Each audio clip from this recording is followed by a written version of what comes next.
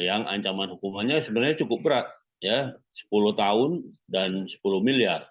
Artinya eh, ancaman hukumannya sudah cukup untuk dalam satu proses peradilan, ya, untuk menahan orang yang tertangkap tangan memainkan judi online.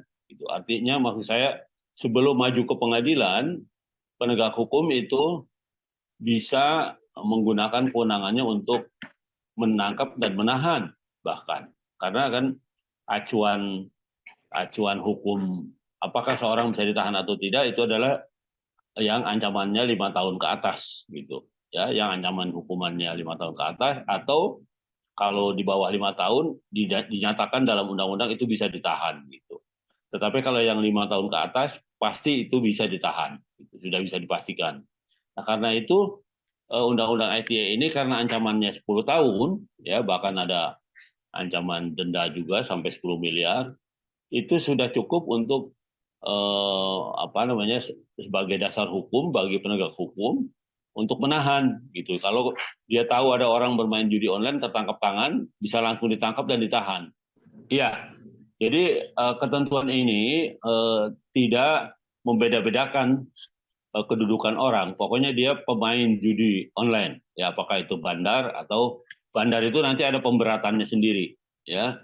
Bandar itu dikualifikasi sebagai penyelenggara juga, bukan tidak hanya pemain gitu, tapi dia juga penyelenggara. Itu ada pemberatannya sendiri kalau bandar. Tetapi secara umum, ya, siapapun, ya, dengan profesi apapun gitu, ya, termasuk anggota DPR atau siapapun, ya, itu ya ancamannya cukup berat, 10 tahun sebenarnya, begitu, ya.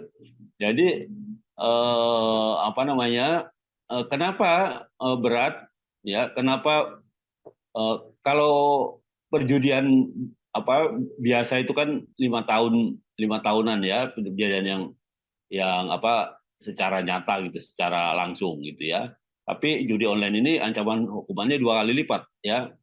Kenapa? Karena memang itu tadi apa, cara menangkapnya pun agak sulit sebenarnya, ya, karena bisa apa namanya, bertukar dengan game online biasa begitu, ya. Ya, seolah-olah tidak ada perjudian.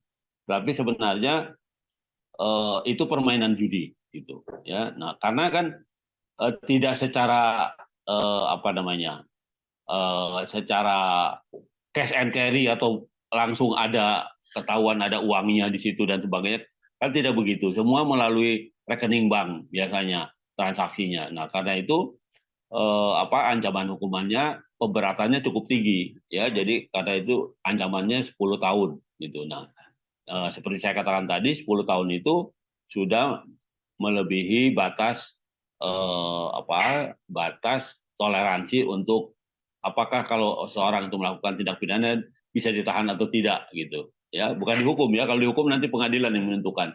Tetapi ketika proses proses penegakan hukumnya, ya, dari penyidikan sampai penuntutan, ya, itu penyidik maupun penuntut bisa menahan karena ancaman hukumannya yang 10 tahun itu. Jadi sebenarnya dianggap tindak pidana yang cukup berat sebenarnya, gitu, ya, karena ancamannya